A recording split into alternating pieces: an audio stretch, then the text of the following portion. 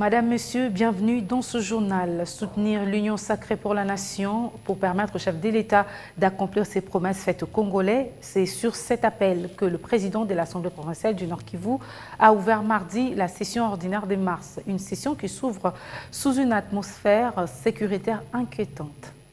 Pour le président de l'Assemblée provinciale du Nord Kivu, Robert Seninga, l'union sacrée du chef de l'État est un espoir pour la matérialisation des promesses du garant de la nation à la population congolaise. L'union sacrée de la nation a suscité et suscite encore beaucoup d'espoir et des attentes au sein de nos populations. Elle est en fait un élan de prise de conscience collective devant conduire à la réalisation du bien-être de nos compatriotes.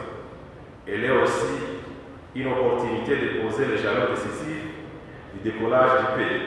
Ces nouvelles élan devra permettre au président de la République, chef de l'État, de matérialiser son programme et ses promesses faites au peuple congolais dans différents secteurs, notamment les infrastructures, l'emploi, la sécurité, le social, la santé, l'éducation.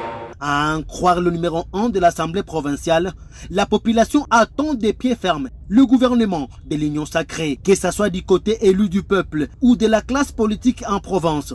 La sécurité dans cette partie du pays doit demeurer la priorité des priorités du prochain gouvernement Samalou Kondé. Nous venons de lancer maintenant la session de mars et nous pensons que comme Kinshasa a déjà aussi lancé à partir du 15, il fallait que la question sécuritaire à la province du Nord Kivu,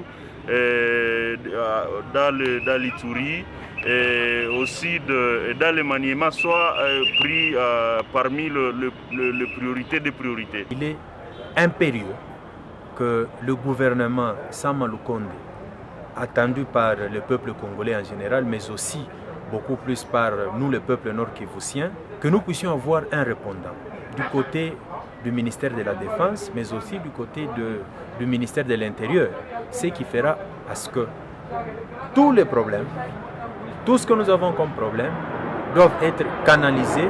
Soulignons que l'ouverture de cette session est intervenue en présence du gouverneur de province, Karline Zanzu Kassivita, accompagné des membres de son gouvernement et plusieurs autres personnalités civiles et militaires.